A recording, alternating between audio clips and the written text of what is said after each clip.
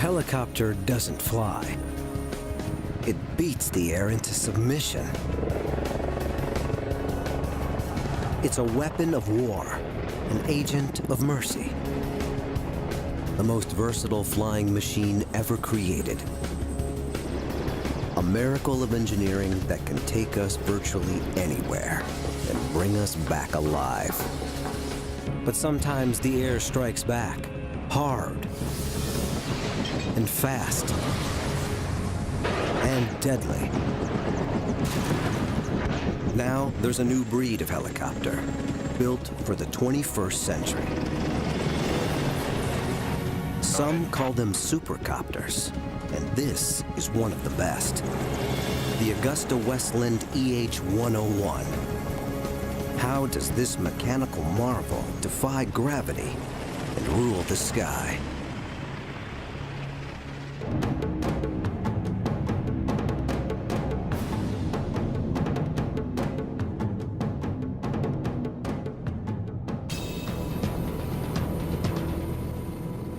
Somewhere off the coast of Italy, a man is drowning.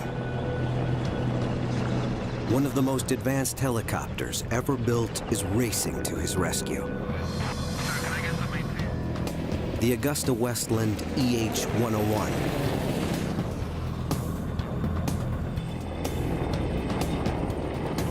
It's designed for an emergency like this.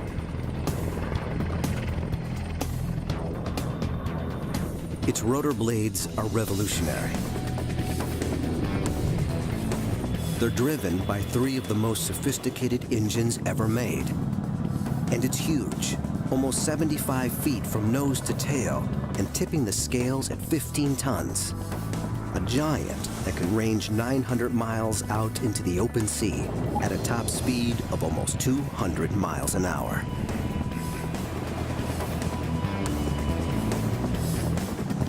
And when it finds its man, it can fight winds of over 50 miles an hour to hover rock steady in the sky, saving seconds in a race where death holds the stopwatch.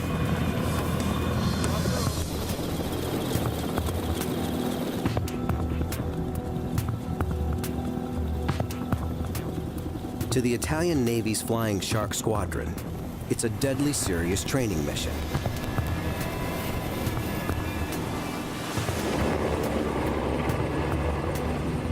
But to the EH-101, this is child's play.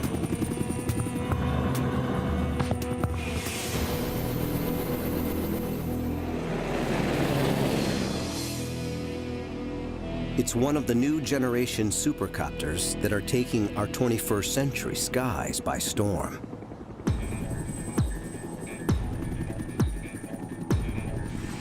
The Sikorsky S-92.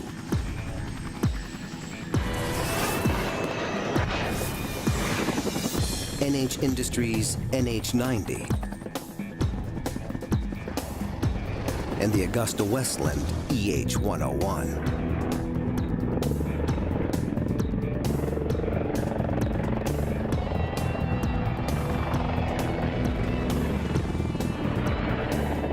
This American version of the EH-101, known as the US-101, was chosen by the US Navy as the next presidential helicopter.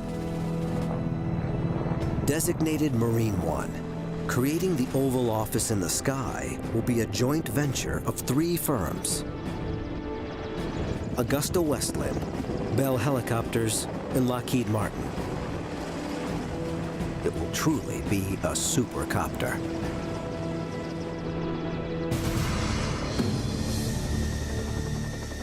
But no matter how advanced, the flight of any helicopter is governed by 3 major components. Call it the rule of 3. The main rotor, the engines, and the tail rotor.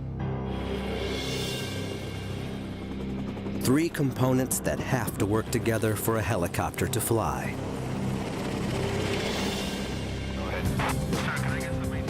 And this is what the rule of 3 can achieve.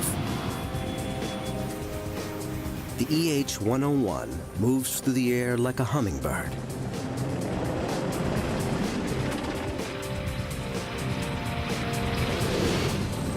A 15-ton hummingbird.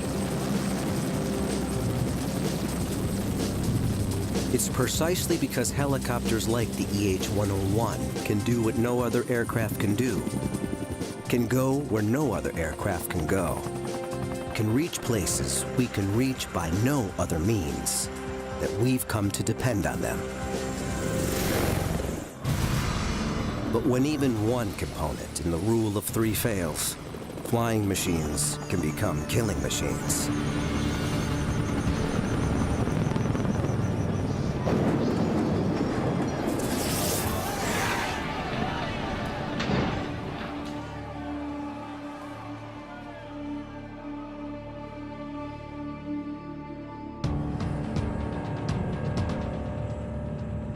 In normal conditions, flying a helicopter is only slightly more dangerous than flying a regular fixed-wing aircraft of the same size.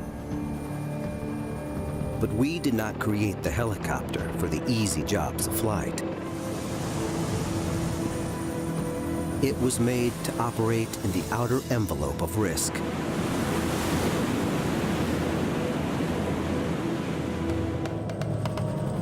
And sometimes, we push the helicopter too far.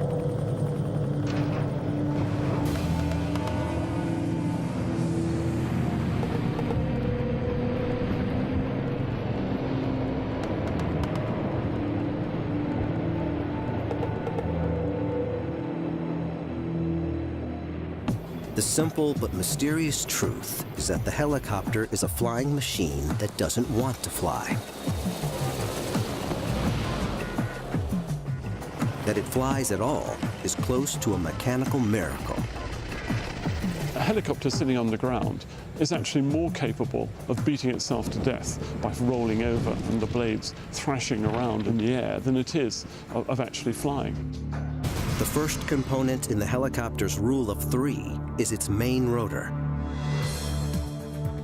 Fixed-wing aircraft fly because of the way air naturally flows over their wings as the plane moves forward.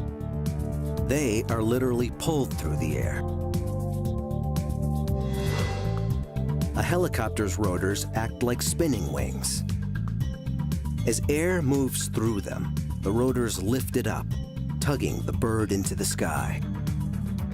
And the main rotor doesn't just lift the helicopter, it also propels it forward by driving air backward.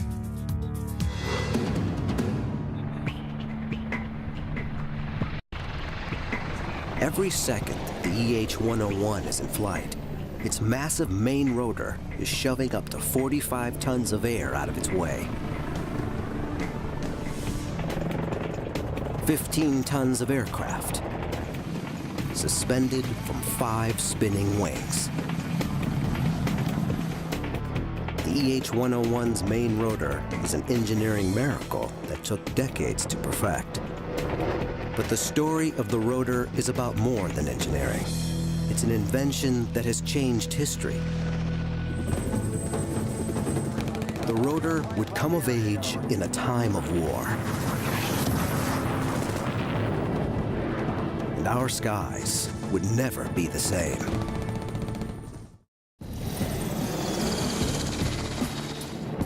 Creating helicopters as advanced as today's supercopters is like creating a robot that can dance. It took us almost as long to solve the mysteries of vertical flight as it did to reach the moon.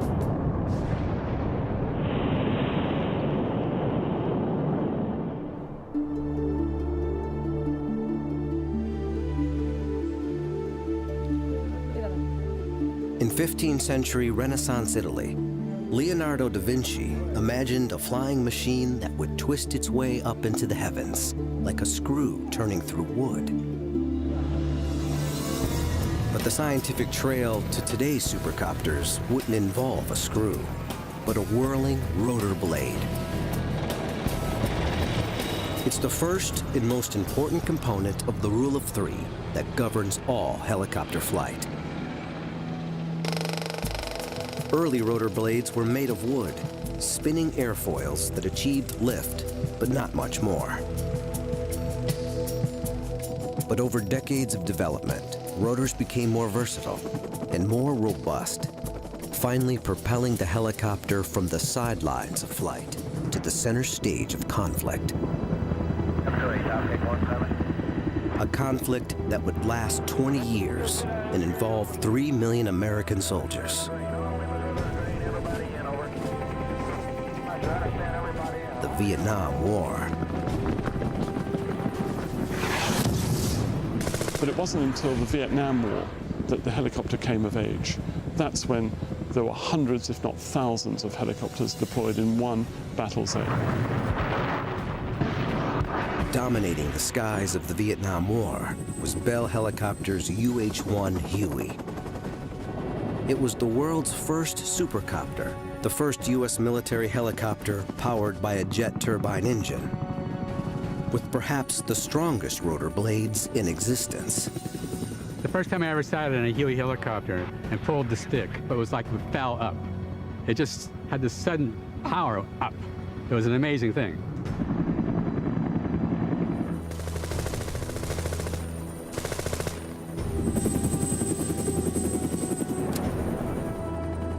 Although all metal rotors had been fitted to earlier helicopters, the Huey's thick 44-foot-long blade set a new standard for toughness.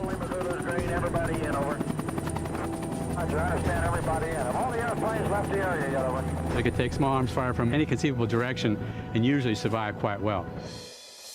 Bob Mason is a legendary Vietnam War pilot whose book Chicken Hawk tells his and the Huey's incredible story of war and survival.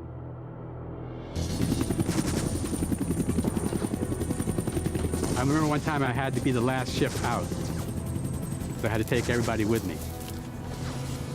And everybody got on board, and there was one more guy than I thought we could carry. And I couldn't leave the one guy. His Huey dangerously overloaded, Bob Mason had only one way out, but it meant flying straight toward a jungle thicket. So I headed for that thicket, hoping to accelerate enough to get over it, but I didn't, and I had to go through it. So here's a machine that can go through the thicket, chopping off the tops of these small branches with the rotor system, with 6 or 7 screaming American soldiers in the back. I mean, I love this machine.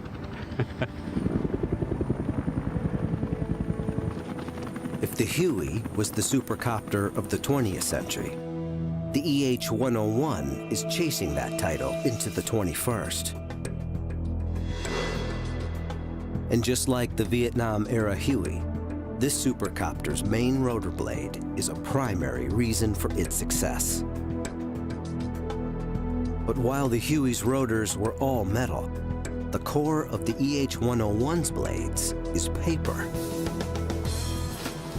Using state-of-the-art technology and composite materials like carbon and glass fiber, these rotors are much lighter and more durable than all metal blades. A core of honeycomb paper is combined with pieces of foam, carved to precise dimensions. They're wrapped with layer after layer of composite fiber material, then baked in a pressurized chamber to become as hard as steel. Finished with titanium edges, they're as battle-ready as a blade can be. When a bullet hits an all-metal rotor, it sends fractures through the entire width of the blade. But when a composite blade takes a hit, the interwoven fibers around the bullet hole are undamaged. And this is what really sets this rotor blade apart, a wing tip. This feature has virtually solved 2 of the main problems helicopters suffer. Rotor noise, which can warn an enemy of a helicopter's approach, and brownout, dust storms that can blind a pilot during desert takeoffs and landings. Jobs don't come much tougher for a helicopter than pulling hostages out of hostile territory. especially when that territory is a desert. And no hostage rescue mission is more infamous than the ill-fated Desert One in 1980 to rescue U.S. citizens being held in Iran. It became helicopter hell in the desert, ending in the deaths of 8 American servicemen. But if that mission had to be carried out today, with one of the new breed of supercopters, it might have ended differently.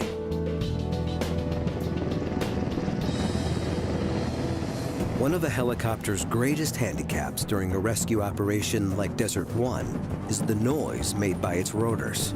The enemy can hear it coming. Most rotor noise is caused by the tips of the helicopter's blades, moving through the air at supersonic speed. The telltale beating sound is actually a series of mini-sonic booms created by the rotor tips. And that's where these wing-tipped rotor blades have a killer advantage.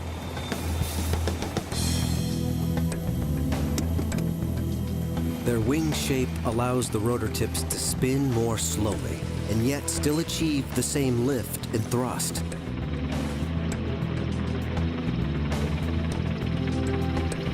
Because the rotor tips don't create the sonic boom effect, the pilots who've flown the EH-101 in battle say it's one of the quietest helicopters flying. One of the biggest problems we face is detection. The ability of this aircraft is to arrive relatively silently on the target until literally seconds before we're there. Mike Stangroom is a pilot with the British Royal Air Force's 28th Squadron. He captains their newest asset, the EH-101. But we can go alone and unafraid into hostile territory in confidence.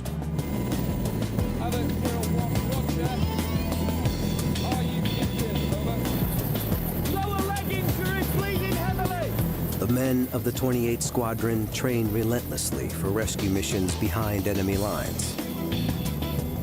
Timing, positioning, and speed must come together.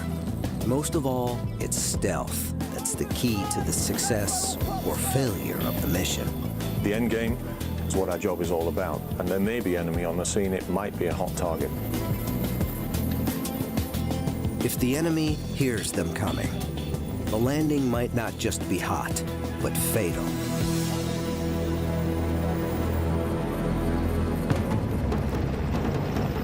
The EH-101's wing-tipped rotors allow it to carry a rescue force through hostile skies virtually undetected.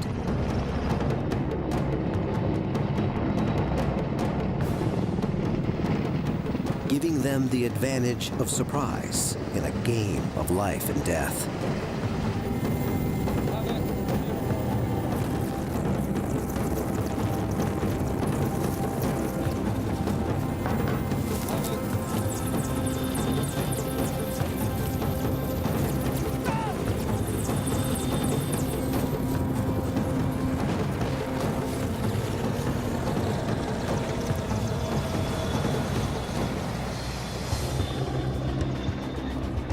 The rescue force finds its target.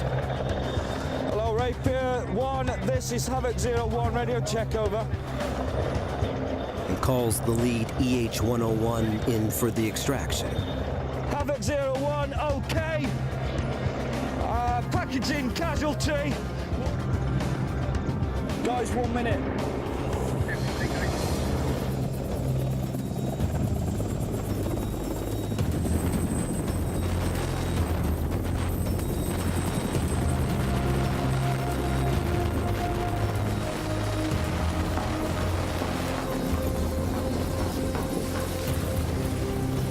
But if this rescue was for real, and if it was happening in a desert environment, like that faced by the Desert One mission in Iran, the helicopter and the men it's carrying would be facing a danger as great as enemy fire.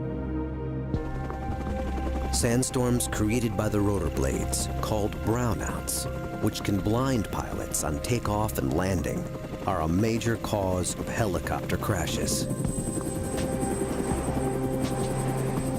But the EH-101's wing-tipped rotors deal with the desert sands in a way even their developers didn't expect.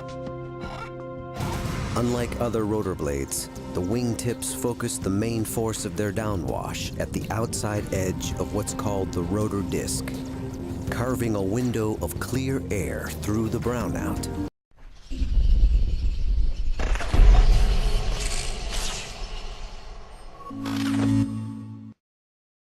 Which allows the pilot to see the ground on the way down. It's called the donut effect. The pilot flies in that hole. He has excellent visibility for 90% of the approach. And in the critical stages, he can see his landing point very easily. And what works for sand works equally for snow. The wingtip rotors defeat whiteout just as effectively as brownout.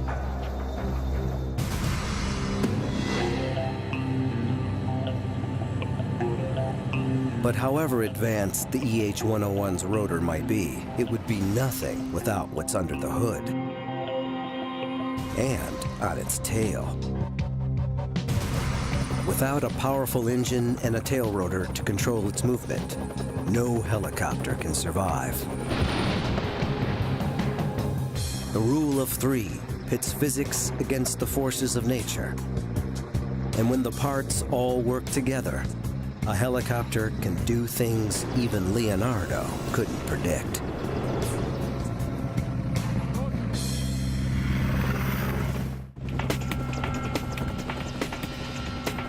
Beneath the whirling blades of the EH-101 lies the beating heart of this flying machine. 6,000 horsepower drives 15 tons of aircraft into the sky. The second component of the rule of three, the gas turbine jet engine. And it doesn't have just one, it has three. Each is about the same size as the engine of a family car, but each packs 10 times the punch. But while jet engines on fixed-wing aircraft provide forward thrust, in a helicopter, all that power goes into turning the rotor blades. It's like a giant propeller. The spinning rotor drives the helicopter through the air. The engine's job is to keep the rotor spinning at exactly the same speed, no matter how strong the wind or what the aircraft is trying to do. It's like asking a car engine to maintain the exact speed no matter how steep the hill. The engines must not stall. They must not slow down. They have to keep the rotor spinning, no matter how aggressively the helicopter is being thrown through the sky. And the 21st century engines that power the new generation supercopters can do just that. They enable the kind of power flying that would not have been possible with older generation engines.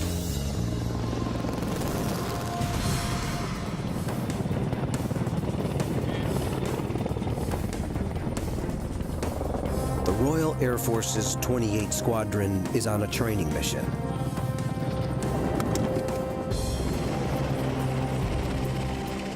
Their task?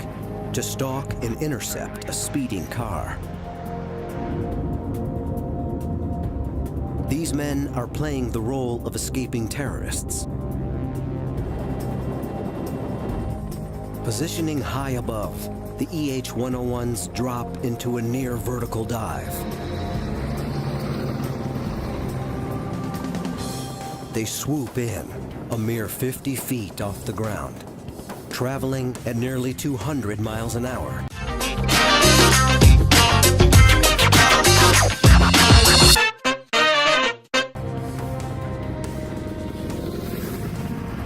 Then the aircraft snaps into an incredible aerial switchback. Its engines absorb the shock of this maneuver without missing a beat. The copter hits the ground in a maelstrom of dust,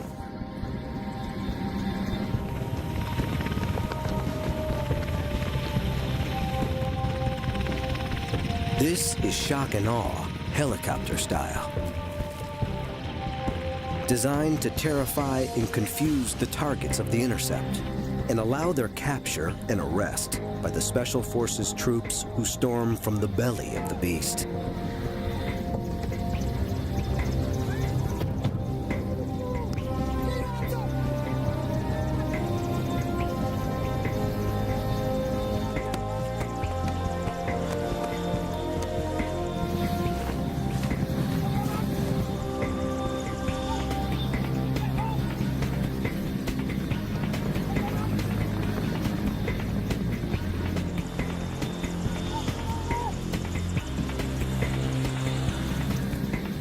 Within seconds, it's all over.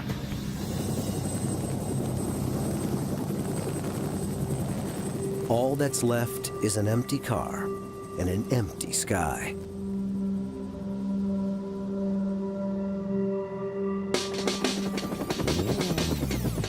The secret to this maneuver is the sheer power and computer-managed precision of the EH-101's engines. To deconstruct how they work, watch this again. First, the initial dive. The copter drops almost straight down. Its rotor blades are spinning at a steady 214 RPM, but they're not actually pushing much air. For the engines, this is the easy part. 50 feet from the ground, the copters level out for their attack run. The rotors are biting hard into the air, forcing air backwards to propel the EH-101 at its top speed of nearly 200 miles an hour. The engines have to take the strain and keep the rotors spinning at exactly the same rate of 214 RPM. Despite their extra workload. Every movement of the rotor blades is communicated directly to the engines by the helicopter's onboard computers. But the moment's approaching that will set these engines apart from all that have gone before. This extraordinary aerial switchback from top speed to a dead stop and back again. The trick, for me, is to get the aircraft turned around through 180 degrees and to lose what could be up to 180 miles an hour to zero in a very short distance. As you'll appreciate, that's a very aggressive maneuver. The main rotors are fighting the air. First to stop the aircraft, then turn it around, then to bring it down fast. It's an enormous shock to the rotor blades, and it's transferred directly to the engines. If the engines stall, as older generation engines might, the 15-ton aircraft would fall from the sky. But the EH-101's engines absorb the shock of the switchback and keep the rotor spinning at a constant rate, pulling it through its violent 180-degree turn.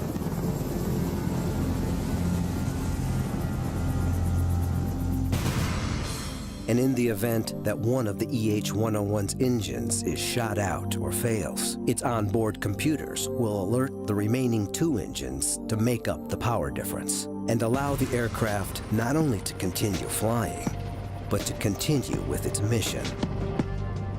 Of course, on the battlefield, huge amount of redundancy and reliability, because you can take battle damage, lose an engine, and still carry on with the mission.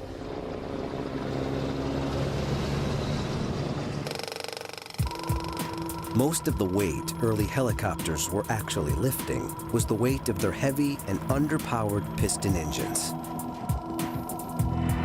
The development of the lighter but immensely more powerful gas turbine jet engine in the 1950s allowed helicopters to lift much greater loads. What had been an aerial gymnast was now also a beast of burden, transporting up to 40 tons through the air.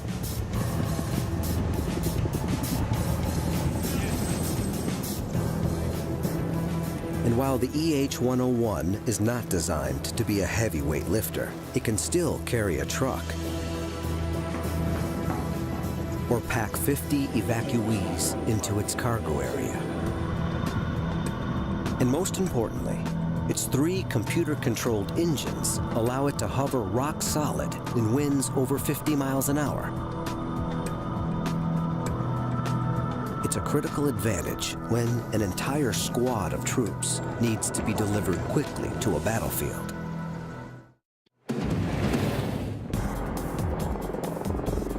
In the rule of 3 that governs all helicopter flight, the main rotor provides lift and propulsion. The engine, constant power. But without one more critical component, even the latest supercopters would spin uncontrollably through the sky. It's the final engineering secret to the helicopter's success, the tail that wags the dog. And when something goes wrong with this part, look out.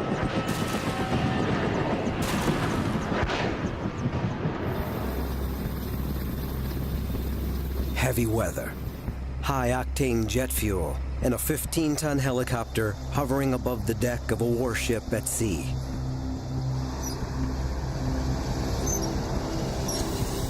This British Royal Navy EH-101 is about to refuel without landing on the ship. It's one of the most difficult maneuvers a helicopter can be asked to do, and few are asked to do it. But this is just the sort of high-risk operation supercopters are designed for, saving precious time that would be taken up by landing to refuel. Its key role is force protection, to remain airborne 24 hours a day, 7 days a week, 365 days a year, searching out the surface threat from ships and the subsurface threat from submarines.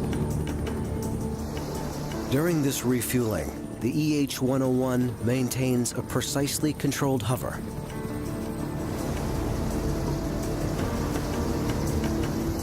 Its powerful gas turbine engines drive 5 of the most advanced rotor blades ever created, keeping it rock steady in the air.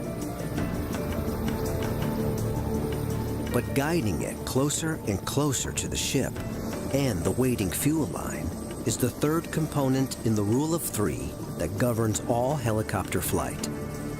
Its whirling tail rotor.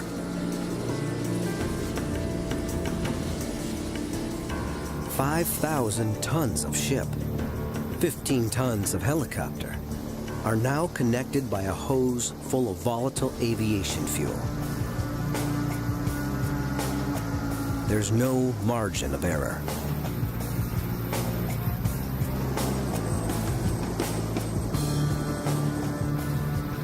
But the EH-101 doesn't deviate in the air. Thanks to the precision guidance of its tail rotor. The tail rotor is absolutely fundamental to the flight of helicopters. If you like, it's the tail which wags the dog.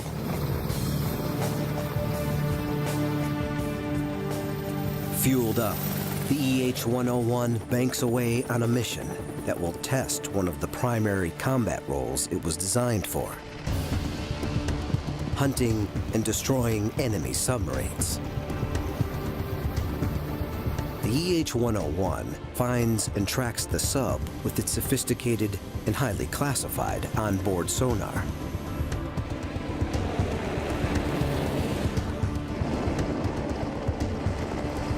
It closes in on its target and pulls into a dead hover. Then, it lowers the submarine's worst nightmare: a sophisticated dipping sonar array. Beneath the surface, this underwater listening device opens up like a high-tech umbrella, trapping the enemy submarine in a sonar net.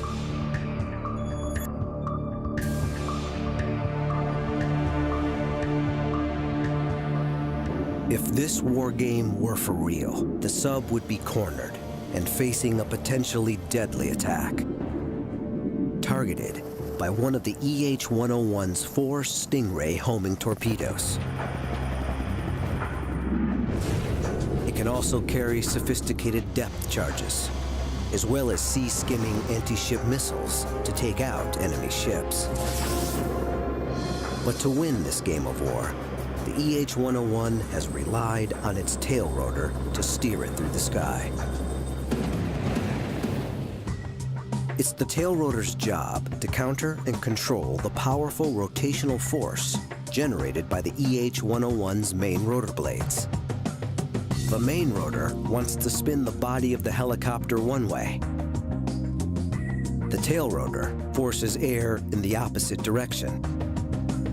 And by controlling the amount of air forced out by the tail rotor, the pilot uses it as a rudder to steer the helicopter through the sky.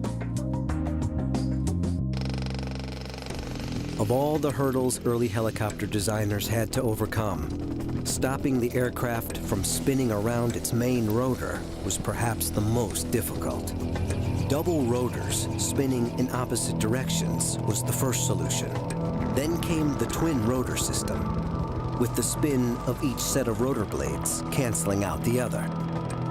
This did provide an answer, and also gave helicopters like the Boeing Chinook greater lift capabilities than most single-rotored craft.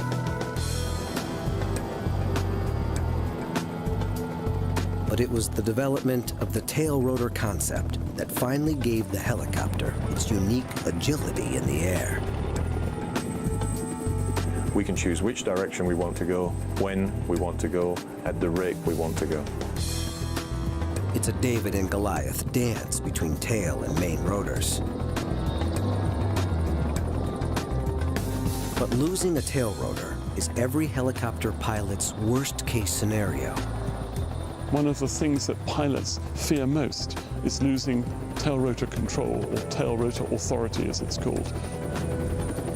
In other words, if that tail rotor doesn't behave, you can't fly in a straight line, the helicopter becomes unstable. And we've seen, sadly, many crashes with that happening.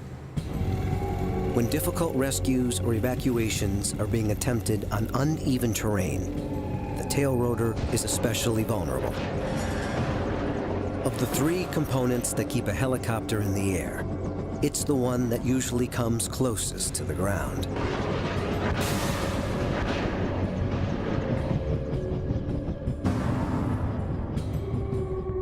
That's why the EH-101's tail rotor is positioned high on its tail, nearly 9 feet off the ground.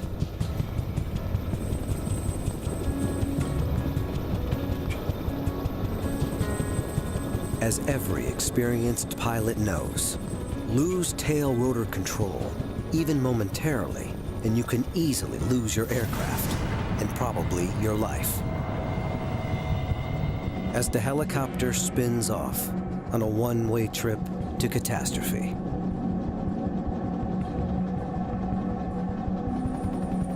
Then, the components that kept it airborne shatter it against the ground, literally beating itself and its passengers to death. But many helicopter crashes occur when we ask too much of this unique flying machine. The jobs they get assigned are so very dangerous. We're asking them to do things that other aircraft can't do. Whether it's going up to the top of Everest and plucking off an injured climber at 21,000 feet, or going into the eye of a hurricane and bringing back people from the perfect storm.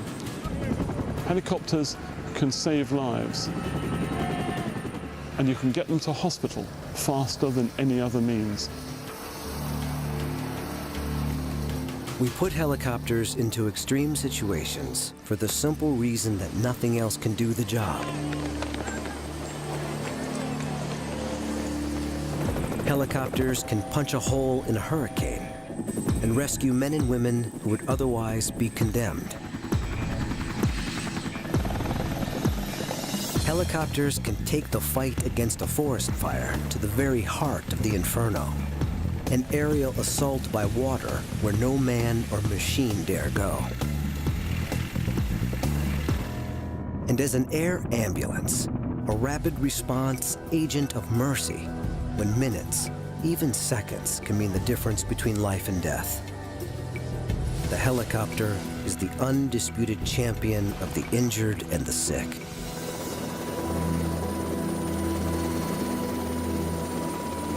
When a catastrophe like the South Asian tsunami strikes, marooning millions in wastelands scoured of roads and airstrips, it's the helicopter alone that can bring relief and salvation from the sky.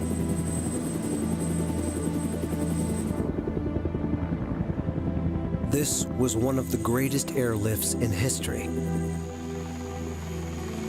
Thousands of tons of humanitarian aid brought into some of the most inaccessible places on Earth, saving the lives of thousands of men, women, and children.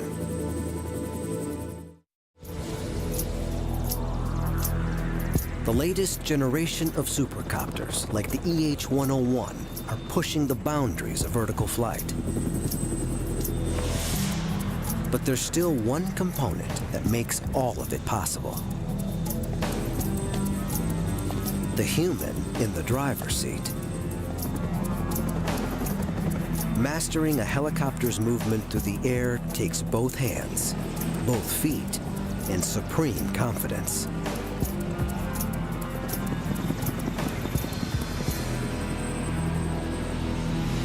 And when it's a supercopter worth tens of millions, there's no room for error.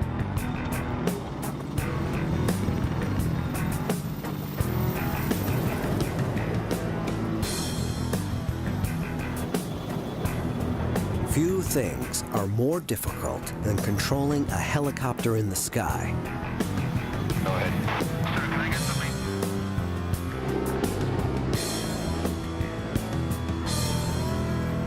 They say that if you can hop up and down, rub your tummy in a circular fashion and your head in a counterclockwise fashion with your eyes closed, then you can fly a helicopter. It's the helicopter pilot who transforms mere machine into an agent of salvation, or an instrument of vengeance.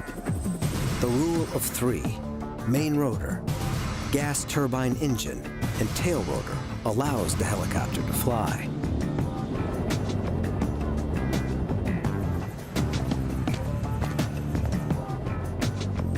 But someone still has to control it. But at the end of the day, it does come down to the pilot. And I think it takes an extraordinary brand of aviator. At any given moment in flight, a helicopter can go up or down, side to side, forward or backward, or virtually any combination of those directions.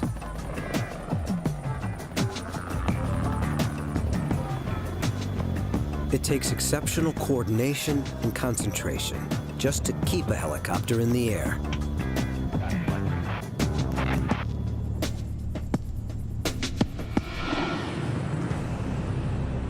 Massimo Porro commands the Italian Navy's #1 Flying Shark Squadron. He demonstrates the extraordinary relationship between the tail rotor and the main rotor blades. Both hands control the main rotor. The left-hand stick moves the helicopter up and down. The right-hand stick moves it in every other direction.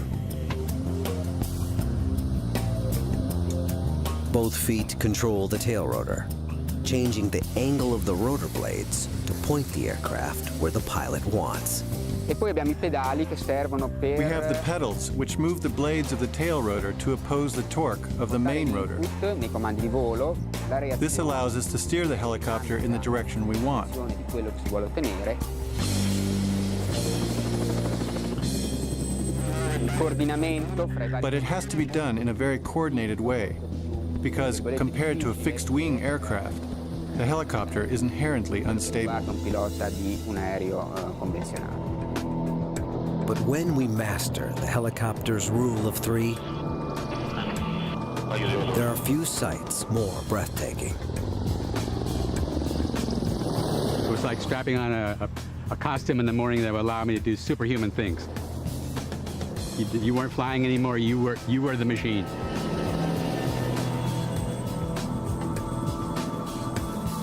But today's supercopters are far more than mere helicopters. Behind the cockpit of this Royal Navy EH-101 is a sophisticated command and control center. It can direct a battle on land or sea, or launch advanced aerial weapons to destroy a submarine or an enemy ship, or carry out reconnaissance and electronic surveillance.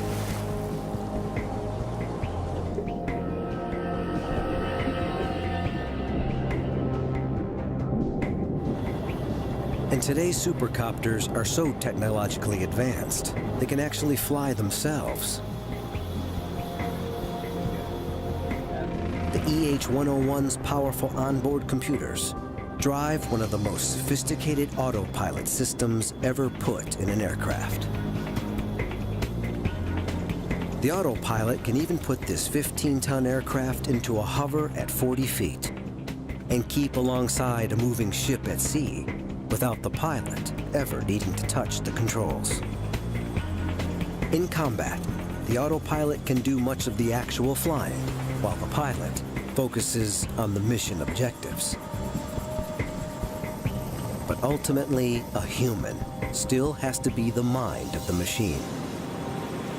However sophisticated the autopilot, only a human pilot can actually land an EH-101.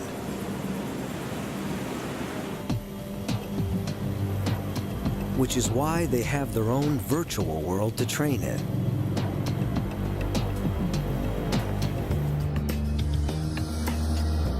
One of the most advanced flight simulators on the planet.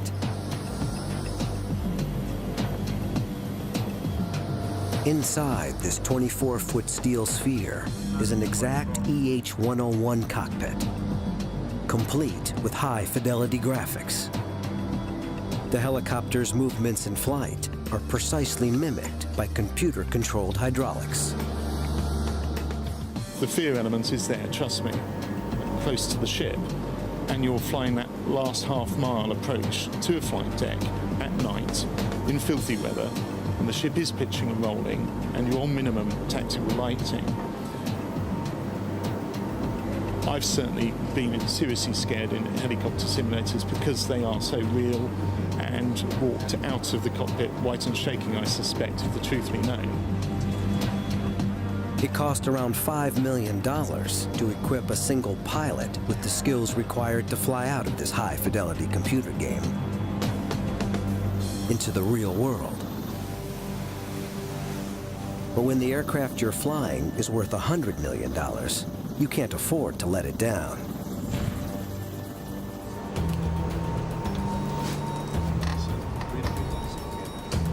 So in the simulator's operations room, instructors create nightmare scenarios for the pilots. Emergencies far too dangerous to be simulated in a real EH-101. We can simulate major systems failures and crash landing. I think probably the most challenging situations are coping with major system failure, but continuing to fight the aircraft and get back to the ship 200 miles away, maybe on two engines with navigation systems that have failed. The training never stops. Even the most experienced pilots have to keep their hours up in the simulator to maintain their mastery of the EH-101.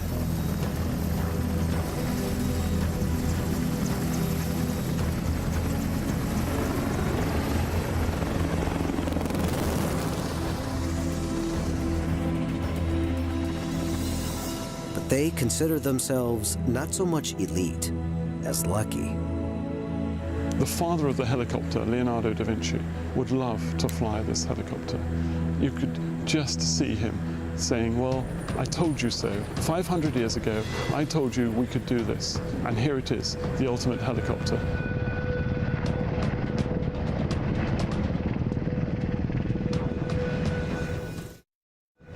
The age of the helicopter has been brief, but brilliant.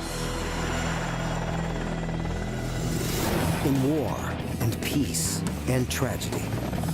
Where no aircraft has dared go, the helicopter has gone.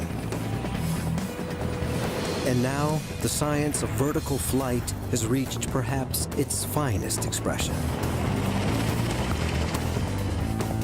Now is the time of the supercopters.